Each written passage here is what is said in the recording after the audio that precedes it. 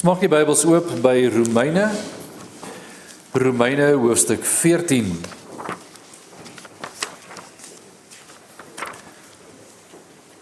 Die woord van die Here kom van ons vanoggend uit Romeine 14, enkele verse daar. In Romeine 14 lê in die Bybel by die gedeelte wat handel oor hoe leef ons as verlostes. Vanaf vers 1 in Romeine 12 sal jy raak lees: Ek vermaan julle broeders, by die ontferminge van God, dat julle julle liggame stel as 'n lewende, heilige en aan God welgevallige offer. Dit is julle redelike godsdiens. Daardie vers gee die toon aan vir die res, tot en met vers 16. En dan vers 2, word nie in hierdie wêreld gelykvormig nie, maar word verander deur die vernuwing van julle gemoed, sodat julle kan beproef wat die goeie en welgevallige en volmaakte wil van God is. Romeine 12 begin vir ons leer wat daardie vers sê, 13 gaan voort en 14 ook, die welgevallige wil van God. Om as 'n verloste te leef, is dit 'n soektog. Dis 'n beproewende tyd, dis 'n groeityd en dis 'n tyd wat almal van geboorte, met ander woorde wedergeboorte tot volëinding mee besig bly. Ons lees vanaf vers 1, hoofstuk 14. En neem hom aan wat swak is in die geloof, nie om oor sy gevoelens te oordeel nie. Die een glo dat 'n mens alles mag eet, maar hy wat swak is, eet groente. Hy wat eet moet hom wat nie eet nie verag nie, en hy wat nie eet moet hom wat eet nie oordeel nie, want God het hom aangeneem. Wie is jy wat die huisknegt van 'n ander oordeel? Hy staan of val met betrekking tot sy eie Heer, maar hy sal staande bly, want God is magtig om hom staande te hou. Die een ag een dag bo die ander ag al die dae gelyk. Laat elkeen in sy eie gemoed en volle oortuig wees. Hy wat die dag waarneem, neem dit waar tot eer van die Here. En hy wat die dag nie waarneem nie, neem dit nie waar nie, tot eer van die Here. En wie eet tot eer van die Here. Want hy dank God, en wie nie eet nie tot eer van die Here. En hy dank God, want niemand kan van ons leef vir homself nie, en niemand sterf vir homself nie. Want as ons leef ons tot eer van die Here. En as ons sterf ons tot eer van die Here. Of ons dan lewe en of ons sterwe, ons behoort aan die Here. Want hiervoor het Christus ook gesterwe en opgestaan en weer lewend geword, om oor dode sowel as lewende te heers. Maar jy, waarom oordeel jy jou broeder? Of jy ook, waarom verag jy jou broeder? Want ons sal almal voor die regterstoel van Christus gestel word, want daar is geskrywe, so waaragtig as ek leef, sê die Here. Voor my sal elke knie buig en elke tong sal bely, so sal elkeen van ons dan vir homself aan God rekenskap gee.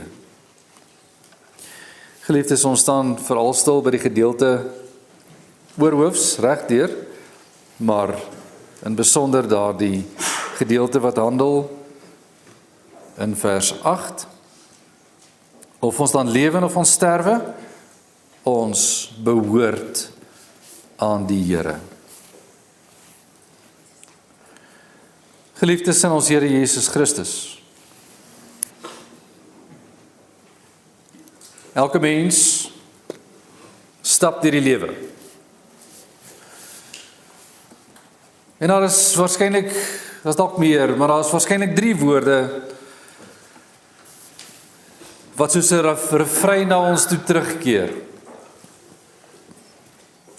My keuses, my idees, my behoeftes.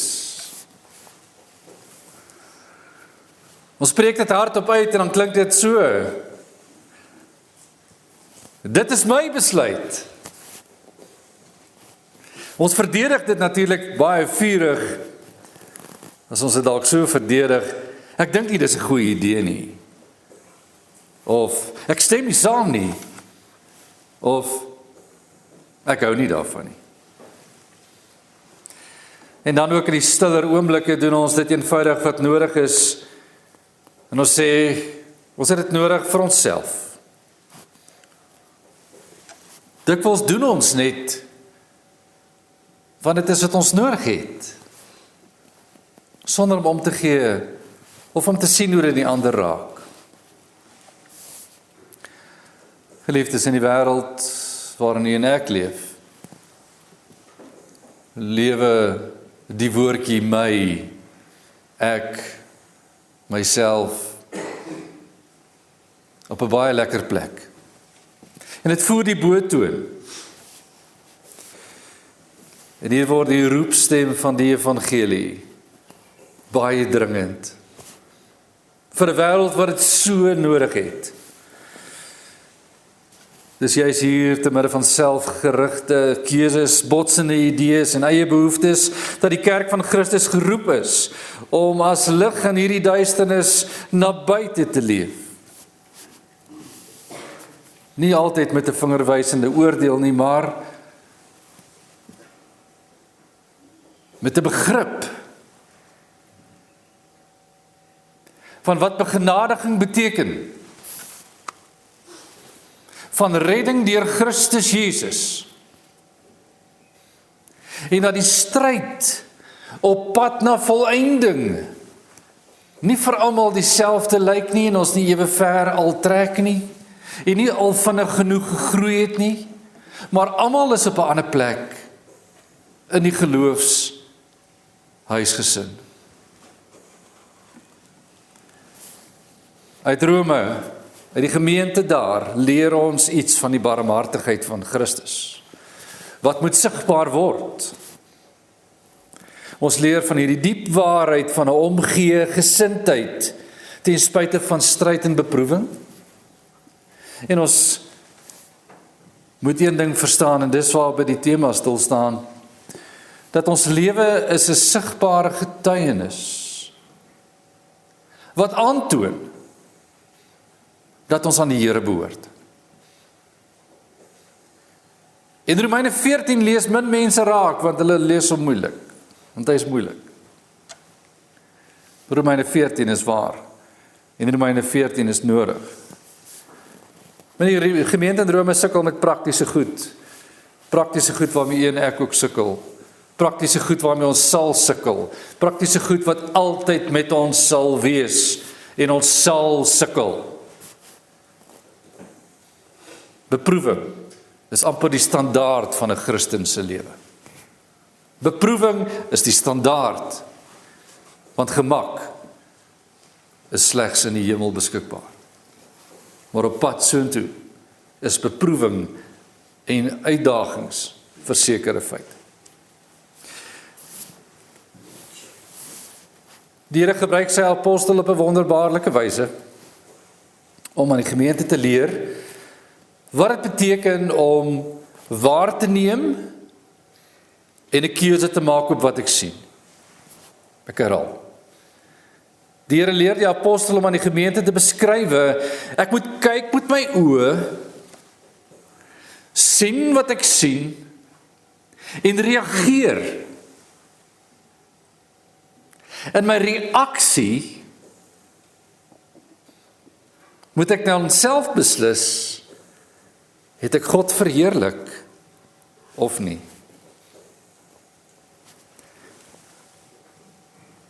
Twee groot voorbeelde word hier gegee vanuit die konteks van Rome in die eerste eeu. Die kerk van Jesus Christus kom by mekaar, en jy sal dit raak lees in Efesiërs hoofstuk 2, waar daar mooi geskrywe word en sê daar's 'n middelmuur van skeiding. Die wêreld bestaan uit twee groot kante in daardie stadium van die lewe. Die kerk van Jesus Christus het 'n groep met 'n baie lang en ou geskiedenis, dis Israel. En ons blaai die Bybel deur, Genesis, Exodus, Levitikus. Daar gebeur iets in Exodus, Levitikus, Numeri, Deuteronomium, wat Israel se geloof afmerk as anders as die res van die wêreld. 'n kenmerkende groot verandering het die geskiedenis binnengedring deur die wet van die Here en 'n leefstyl wat pas by die kinders van Israel. As 'n sigbare getuienis, iemand het dit so gestel, gesê, Israel is 'n skildery van God se genade, want sy wet, wat God se beeld is op hulle neergedruk. En dit is 'n prentjie van die almagtige God, op 'n gebroke volk, met gedragsreëls, waarin die gebroke volk moet gewys word aan almal. Hulle is stikkend, hulle is nie heel nie, hulle is nie perfek nie, hulle is nie volmaak nie, maar is die kerk van Christus Jesus in die Ou Testament. Hulle is die kerk van Jesus Christus in die Ou Testament, en die enigste voorbeeld daarvan. Daar is geen ander voorbeeld nie. En wanneer ons die skildery van God se genade sien, op Israel neergedruk, want sy beeld word op hulle neergedruk, sodat sy beeld vir die wêreld sigbaar word, dan is die evangelie, die getuienis, dat Christus se genade in hulle is. Hulle ken hom net nie, hulle verwag 'n Messias, maar hulle leef vanuit hierdie dankbaarheid. Dis die een groot groep, die groep Israel, wat die Ou Testamentiese bladsye beslaan, en ons sien hulle sonde, ons sien hulle struikeling, ons sien hulle bekering, ons sien hulle ballingskap, ons sien hulle terugkeer, ons sien die genade van God. En dan blaai ons om dat die Nuwe Testament dan begin het weer met Israel, maar nou is hulle in so 'n nuwe prentjie van die tydperk van die Persiese ryk, die Griekse ryk, en nou is ons in die Romeinse ryk, het 'n bietjie van die prentjie verander van die geestelike leiers. Nou sien ons Fariseërs en Sadduseërs. Ons sien nou eerste eeuse kerk van Jesus Christus in wording, maar is nog steeds die Ou Testamentiese kerk wat bestaan. Ons fokus nog nie op die res van die wêreld nie. En wanneer ons daardie prentjie kyk en ons maak hom oop en ons sien wat gebeur in Christus se lewe en sy werk tot by die kruis, en ons sien die opstanding, en ons sien die hemelvaart, en ons sien Pinksterdag. Ons sien ons God se groote plan, met 'n geskiedenis tot hier. Jy is Israel, my eersgeborene. Kyk maar na Eksodus, hoofstuk 12. En hoe die eersgeborene 'n rol gehad het op Israel. En hoe die Here gesê het, my eersgeborene moet trek. Dit sê die Here vroeër in Eksodus 1 tot 12 deel.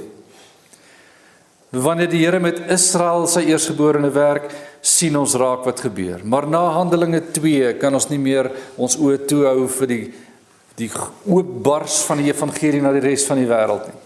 En wanneer dit oopgebars het aan die res van die wêreld, sien ons raak dat die Here elke taal, elke volk en elke nasie, woorde wat ons in Openbaring lees, 'n werklikheid begin maak het. In Judea, Samaria, tot in die uiterstes van die aarde. En wanneer die apostel skryf, en daar die Efesiërs 2 skrywe van 'n middelmuur van skeiding is tussen die Jode, en dan gebruik hy verskillende wisselforme van Grieke of nie Jode. So dat groep 1 is Jode, en 'n ander groep is nie Jode. Hulle staan baie keer bekend as Grieke. En die Jode en die Grieke is teenoor mekaar gegee as die volle kerk. Lees gerus Romeine hoofstuk 9. Wanneer die Here met Israel werk, is hulle die basis. En dan kom die res by. Maar wanneer twee verskillende raamwerke van mense by mekaar kom in een gemeente, het jy variasie, jy het verskille, jy het krisisse, wat jy nie sou kry, behalwe as jy kosmopolitaans dink nie. Dink aan stede soos New York, dink aan stede soos Kaapstad, dink aan stede waar almal oor die wêreld by mekaar kan kom, omdat 'n vliegtuig daar kan land, 'n boot daar kan stop. En allerlei verskillende kulture sal hier by mekaar kom, want daar waar hulle bly, het hulle gereis na 'n plek waar hulle nou is, en nou bring hulle kultuur met hulle saam. Hulle bring hulle geloof met hulle saam. Hulle bring hulle uitgangspunte met hulle saam. Hulle bring hulle idees met hulle saam. Hulle bring hulle goed met hulle saam. Hulle bring hulle extras, wat jy nie eers van geweet het nie, ook saam. En nou sit jy met Jode met 'n raamwerk vas en skrifgebonde en kultuurgebonde, soos die skrif dit geleer het, en jy sien hulle is vas en waar. Maar hulle is nie ons nie. Ek kom uit Kreta. Dis nie Israel nie. Of ek kom uit Efese. Dis nie Israel. Ek kom uit die Griekse wêreld. Dis nie Israel nie. En ek het nog nooit gehoor van Moses nie. Ek ken glad nie sy wet nie. Ek het nie eens groot geword soos julle groot word nie. Kyk na Israel se leefstyl en kyk hulle gebruike en kyk na hulle rigiede manier van leef en ek sê julle is anders. By ons kan jy doen wat jy wil, jy kan eet wat jy wil, jy kan drink wat jy wil. Alles wat julle doen is vir ons vreemd. Nou is ons in Rome. Ons het Jesus Christus ontmoet.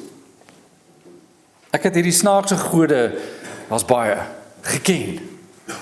En hulle was my gode. Maar toe ek Jesus ontmoet het my lewe verander. Die Israeliet aan hierdie kant staan en kyk en sê, ek het hom nog altyd geken, maar ek het Jesus nie verstaan nie. En vandat Jesus in my lewe gekom het, is ek anders. Nou het ons een punt gevind in die middel. Die Griek aan die kant het Jesus gevind omdat hy gevind moes word. Die Jood aan die kant het Jesus gevind oor hy gevind moes word. En die Gees van God het hulle bymekaar gebring. En nou is hulle kerk van Jesus Christus. Nou sit die Jood en die Griek in dieselfde kerk. Dis Rome se omstandigheid. Nou lees ons raak. Hoor die woorde, vers 1. Neem hom aan wat swak is in die geloof. Wat beteken swak in die geloof? Vinnige definisie. Iemand kom tot bekering op 'n gegeewe datum. Ons noem dit wortelbekering, as ons dit so tegnies wil noem, maar wedergeboorte is die saak. Die Here kom in jou lewe, jy ontvang die Here Jesus die eerste maal. Jy het hom nie geken nie, jy ontvang hom die eerste maal en jy word 'n kind van die Here. Daar's 'n datum betrokke in jou vind van die Here. Daar's nog iemand wat tot bekering kom, maar is na jou. Nou as ons in 'n ry sou staan, is die een wat eers tot bekering gekom het of die Here gevind het, voor, en jy's 'n bietjie verder agter in die ry. En nou maak dit saak, hoe vinnig leer ek om die lewe te verstaan? Vanuit Christus. Word ek na die beeld van Christus gevorm? Ja, ek word. Hoe lank vat dit my om na die beeld van God gevorm te word? Lewenslank. Wie word die vinnigste verander? Wie wil raai? Hy wat die vinnigste luister. Sy wat die vinnigste hoor en doen. Hy wat die vinnigste sy sondes laat staan en dit los. Verander vinniger na die beeld van God, soos ons bestem is. En nou verander een stadiger as die ander ene. Nou ek het lankal tot bekering gekom, maar ek verander vinnig. En ek gaan vinnig vorentoe. Ander net onlangs tot bekering gekom het en luister nog meer en word nog vinniger verander en gaan my verby. Want bekeringsdatum, die vind van die Here datum, gaan nie noodwendig beteken dat jy voor gaan wees nie. Maar nou is daar 'n andersheid en 'n verskil. En dis hier waarop hierdie gedeelte vestig. Wanneer jy swak is in die geloof, het almal beide swak en sterk is gelowiges. Ons praat nie van heidene nie. Ons praat nie van ongelowiges nie. Ons praat van die kerk van Jesus Christus. Mense wat in dieselfde kerk is. Mense wat Jesus gevind het. Maar iemand is agter in die tou. Nog nie by die punt waar ek alles al verstaan nie. Beide sake kan reg wees. Maar waaroor ek gaan verskil is dit reg vir my? Is ek oortuig, volgens die wil van God, dat ek met God besig is en met sy wil besig is, het ek gegroei tot by daai punt. Dit gaan oor hierdie verskil. Soos wanneer ons sterk en swak hoor hier, is dit nie iemand wat soos 'n babietjie is, omdat hulle regtig klein of jonk is nie, maar omdat hulle nog nie genoeg geleer het nie. Paulus verwys na dieselfde, wanneer hy praat van vaste spys eet. Petrus praat daarvan en sê, julle drink nog melk. En hy vermaan, julle drink nog melk. As jy melk drink en jy is 20 jaar oud, wat's fout met jou? Die stuks is dit taai tannie. Nee, jy kan nog nie vaste spys eet nie. Jou gebit is dalk swak. Die vleis is dalk taai. Maar moeilike kos is moeilik om te eet. Maar as ek nie groei saam met my geloofsvolwassenheid nie, dan sit ek in die probleem, ek het nie sterk geword nie. En dan kom daar 'n wind van lering, Efesiërs 4, wat my omstamp, want ek het nie genoeg vaste kos in my gemoed nie. Ek het nie genoeg vaste kos in my lering nie. En ek staan eenvoudig nie. Dis swak en sterk. Sterk is hoe staan jy in geloofsvolwassenheid? Hoe ver het jy al gegroei? En geliefdes, hier is die vermaning. Hoe ver het ons al gegroei? Word ons nog elke dag gekonfronteer met moeilike goed en ons sê dit bly te moeilik, ek gaan dit nie leer nie. Of dominee, ek is te oud om te leer. Jammer om te hoor. Ek gaan nie meer hoor nie, ek wil nie meer luister nie, ek wil nie meer nuwe goed hoor nie, ek het dit nog altyd so gedoen. Hoekom kan ek nie net daarby bly nie? As die Here wil hê ons moet verander na sy wil toe, dan beteken dit sommige goed moet ons los en verander na sy wil. Dis nie moeilik.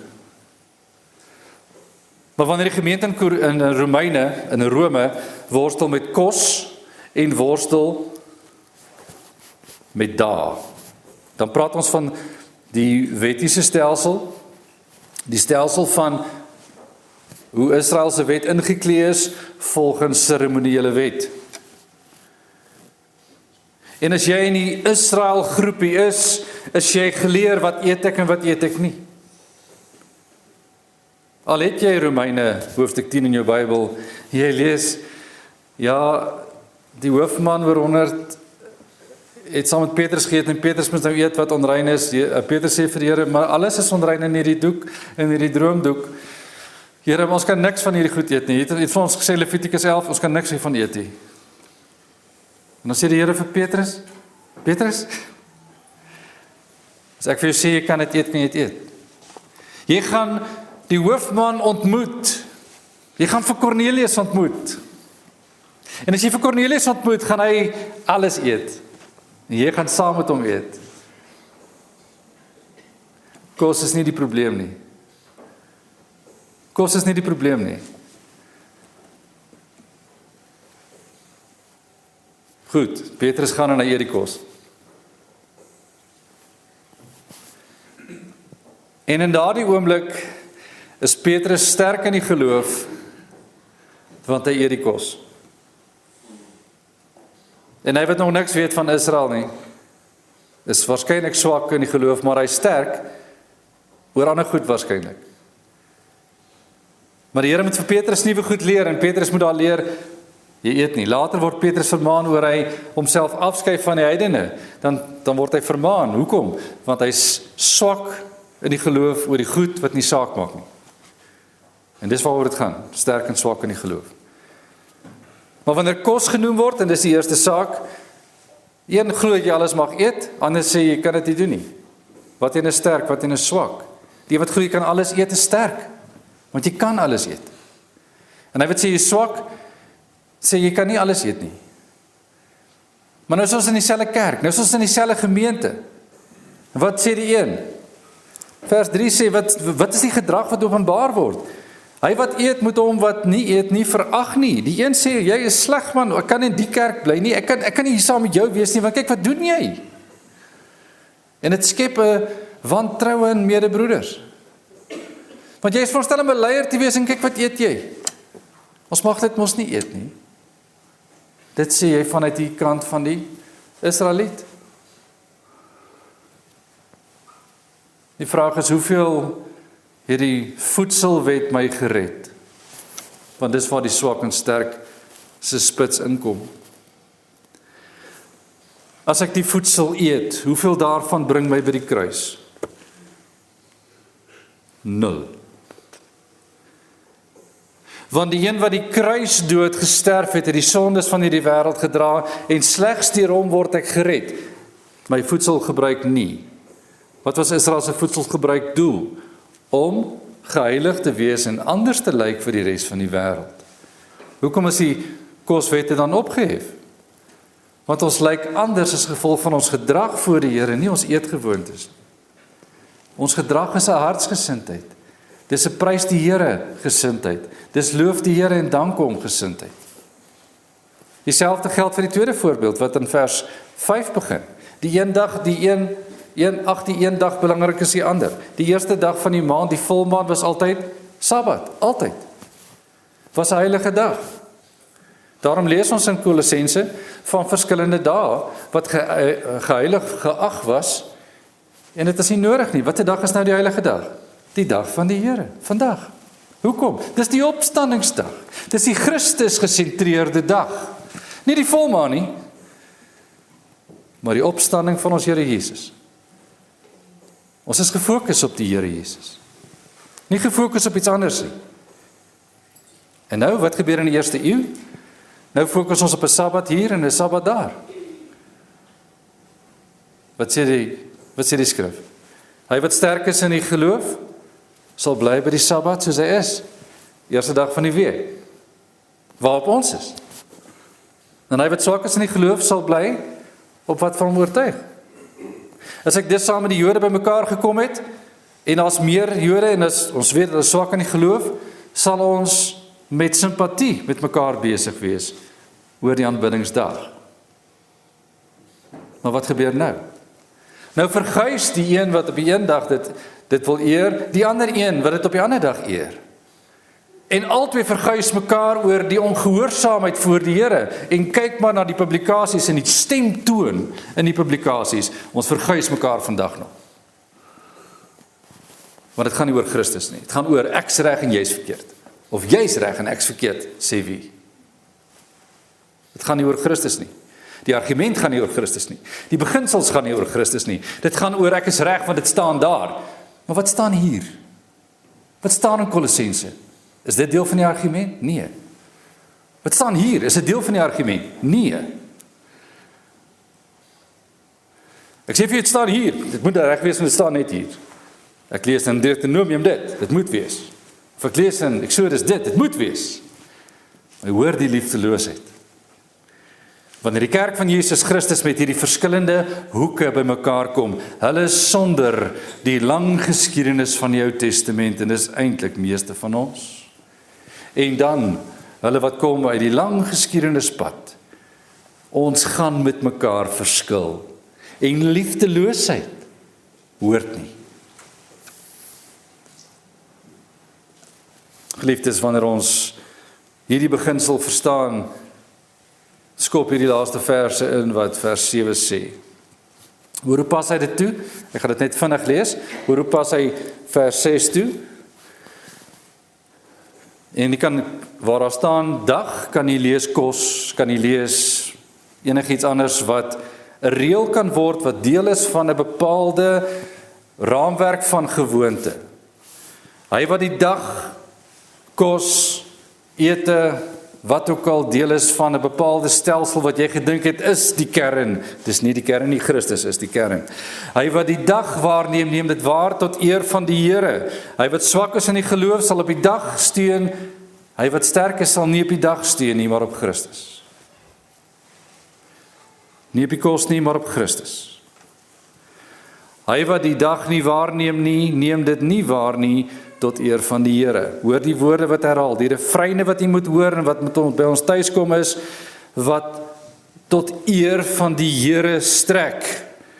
Dit moet hom verheerlik. En is hier waar gewete 'n mens baie keer pla. En dis vir ons 'n sleutel en 'n skakel. As dit nie tot eer van die Here is nie, sou jy nie oortuig gewees het nie. Moenie oortuiging lees, soos baie mense vandag oortuiging lees. Man, ek sê vir dis reg. Dit voel vir my reg. Dis nie 'n geloofsoortuiging, dis 'n eie willigheid. Moenie eie willigheid verwar met standvastigheid nie. Moenie eie willigheid vervang of hierdie standvastigheid vervang met 'n eie willigheid waarin ek vir jou sê dis reg. Jy kan hoor, dit kom nie uit die Here nie, dit kom uit myself. Dit is 'n fokuspunt. Tot eer van die Here moet jy merk, jy moet dit onderstreep, jy moet dit met 'n kleur inkleer, dit moet in die Bybel so helder staan, tot eer van die Here is die fokus. As ek dit kan toets aan die eer van God nie, kan ek dit nie doen nie. As dit my verheerlik, is dit die verkeerde God. Want as ek verheerlik word, staan ek op verkeerde plek. Vers 7 gaan aan en sê, want niemand van ons leef vir homself nie, en niemand sterf vir homself nie. Sodra ek leef, moet dit gaan oor 'n ander. Opofferende liefde. In die lig van Christus wat sy lewe vir ons opgeoffer het, is die beginsel dan van lewe. Jy kan hoor, is nie eie geregtigheid nie. Ek leef tot eer van die Here. Nie om ander seer te maak nie, nie om ander te vertrap nie. Niemand van ons leef vir homself nie, niemand sterf vir homself nie. Vers 8, want as ons lewe, hoor mooi, as ons lewe, leef ons tot eer van die Here. En as ons sterwe, sterf ons tot eer van die Here. Of ons dan lewe en of ons sterwe, ons behoort aan die Here. En hier is die tema. Wanneer ek nie eet nie, maar ek verheerlik God, is dit 'n oortuiging om hom te verheerlik. Dan weet ek behoort aan die Here. Maar ek word bewus daarvan dat ek moet groei. En ek sal agterkom, ek sal moet eet. Ek sal agterkom, ek sal kan eet. Met vryheid in my gemoed, met gemaklikheid in my gewete, sonder om die Here skade aan te doen. Dit sal nie 'n sonde vir my voel nie, maar as dit 'n sonde vir my voel, bly liewer daarvan weg. Ek eet vrymoediglik. En ek prys die Here. Die kos kan my nie keer nie. Die gedragsreëls kan my nie vasbind nie. Want die eer van God staan voorop. Vers 9. Want hiervoor het Christus gesterwe en opgestaan en weer lewend geword, om oor die dode sowel as die lewende te heers. Daarom. En hier word die woorde dan 'n slot. Wanneer ons besig is met mekaar, eerder as met die Here, sal die skermutselings, die striweling, die botsings, die afguns, die nyd, die haat groei. Want ons is nie besig met die Here nie. Nou hoef ek nie eers te praat oor eetgewoontes nie. Ek hoef nie te praat oor die dae wat ons eerbiedig nie. Dan praat ek oor wat se datum moet die bazaar wees. Wat se klere moet die gordyne wees. Hoe moet die kussentjie by die kerk lê? Kan nie hoor, dis 'n simpel, waar kom die geloof hier in? Maar ons het hard gewerk om dit hier te kry en dit is so. Elkeen van ons het iets gedoen. En dit is so. Maar vir wie? As jy bekommerd is vir waar my stukkie werkstuk nou gaan lê, dan het jy dit vir jouself gegee. Gaan haal dit liewer, gaan bære dit by die huis en sit dit waar dit hoort, by jou. Maar as jy dit neergesit het en jy weet, dis die Here se, dan kan daarmee gebeur net wat daar moet. Want die Here se eer staan eerste. En dis hoe ek 'n verskil gaan maak, waar ek is, en wat ek doen. Ek gaan moet weeg, as iemand my teëgaan, is ek sterk of swak in die geloof oor hierdie saak. En as ek nie verstaan nie, dan is ek waarskynlik die swak een. Maar moenie so vinnig sê ja, is so nie. Want partykeer verstaan die sterk een wat sê, man ek sê vir jou dis so, nie regtig die saak nie. En leierskap, die Here druk op ons harte om vir mekaar te sê, het ons gedink oor hoekom ons so sterk voel oor die saak? Is dit tot eer van die Here? Of is dit maar net omdat ek nog altyd gewoond is, ek kan dit vir jou sê? Ek kan dit vir jou sê. Mag ek dit so vir jou sê? Dis die eintlike vraag. Behoort ek God deur Christus Jesus in my lewe te dien op hierdie wyse wat ek jou bedien?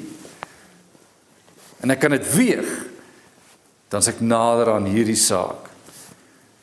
Watter saak? My saak om te sê my lewe is die getuienis dat ek aan die Here behoort. My lewe wys ek is die Here se kind. My leierskap wys ek is die Here se kind. En waar ek ook al woon, werk, skool gaan, maak nie saak wat gedoen word nie. Ek dra die beeld van Christus in my hele wese. Wat ek sê, wat ek doen, word sigbaar verander. Soos Israel die sigbare getuienis was, so word die Nuwe Testamentiese kerk in elke gemeenskap, op elke plek sigbaar. En wanneer jy doen dit vir jouself, net vir jou eer. Gaan terug, gaan kyk na die spieël en hoor, wie is die God? Kan ek hom sien? Of wys dit na my toe? Dit moet wys na hom toe. Mag die Here ons deur sy groot genade leer. Ons almal groei nog. Ons almal groei nog. En party vorder vinnig. Party het alweer 'n bietjie agteruit gegaan. Maar ons groeiproses is die genade van God. En die wat om ons is die begenadigdes. Wat iemand wat sterk in die geloof geword het, nodig het. En dis waarvoor ons bid. Dat die Here ons sal sterk maak in die geloof. Sodat ons die swakheid wat nog in ons midde is, kan verdra en kan verduur. En kan help opbou. Sodat ons groei na sterker in die geloof. Want ons is almal in die proses. Mag die Here ons daardeur lei. Amen. Ons bid saam. Ons Hemelse Vader, Here, U voorsien elke dag genoeg. En so 'n kosbare gedeelte soos hierdie, wys ons opnuut weer. En daardie laaste verse wat ons nie gelees het eers nie, of behandel het eers nie. Sou ons nog moes hoor, ons doen dit nie net oor die aardse nie, maar oor die ewige. Want ons sal voor U kom staan. Ons sal voor U kom staan. En daarom is ons gebed, dat U ons sal begenadig in die goedheid en die guns, om werklik waar, in 'n wêreld te kan staan met die wete, Christus Jesus is ons Here. En omdat hy ons Here is hy ons koning, en omdat hy ons koning is, het ons geen ander saak as om hom te verheerlik nie. Laat ons lewe die sigbare getuienis wees dat ons Jesus die Here ken. En laat ons leef vanuit hierdie getuienis, waar ons ook al mag wees. Ons dankie vir al die genade en die goedheid en die sorg. Dankie dat ons U mag eer en U mag dank. In Jesus Christus naam bid ons dit. Amen.